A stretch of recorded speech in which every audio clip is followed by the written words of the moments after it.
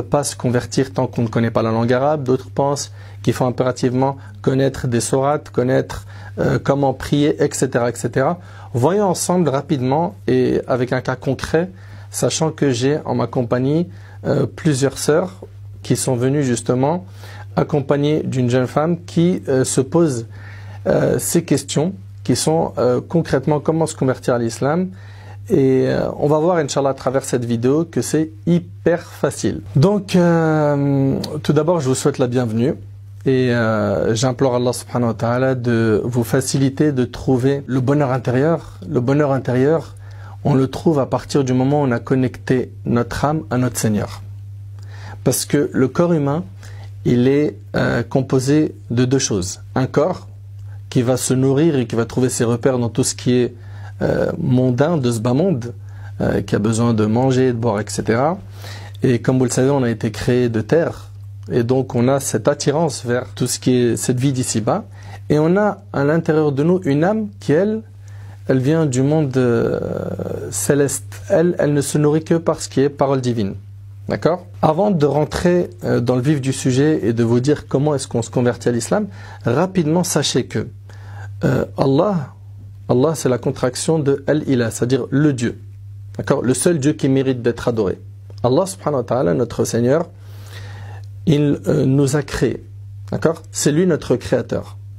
Il nous a créés à partir du néant et il est le seul à être capable de créer à partir du néant. Quand on regarde les créations que l'on a autour de nous, les créations humaines, je parle, elles ont toujours été créées à partir de quelque chose d'existant.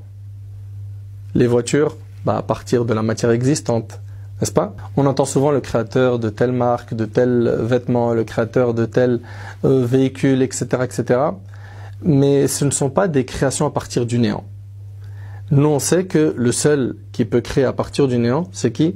C'est le Seigneur Allah Azza wa Jal. D'accord ? Ce que vous devez connaître, c'est que Allah subhanahu wa ta'ala, c'est lui le créateur. D'accord ? Et ce qui montre et ce qui prouve que c'est lui le créateur de toute chose, c'est sa création. Parce que toute chose existante a forcément quoi ? Un créateur. Et quand on regarde autour de nous, on se doit, en tant qu'être humain doué de raison, de nous poser les questions existentielles. D'où est-ce que je viens ? Où est-ce que je vais ? Pourquoi est-ce que j'existe ? D'accord ? D'où viennent ces montagnes ? D'où viennent ces mers ? D'où viennent ces animaux, ces oiseaux, ces humains, ces étoiles, ce soleil, cette lune ? D'où est-ce qu'ils viennent ? Si on part sur un constat qui est que toute chose qui existe a forcément un créateur, qui est le créateur de toutes ces choses merveilleuses ? Nous, en tant que croyants, on sait que c'est Allah le créateur.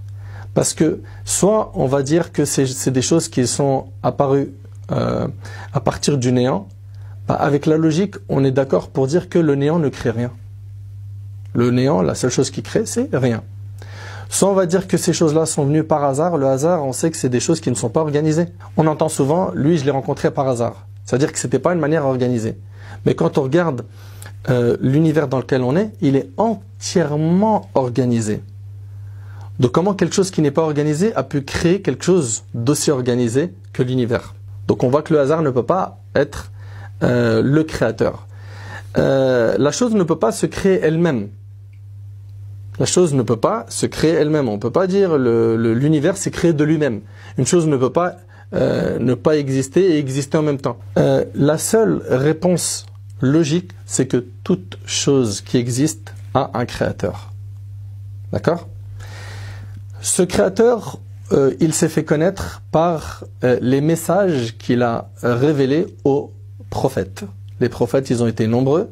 Dieu n'a jamais laissé une communauté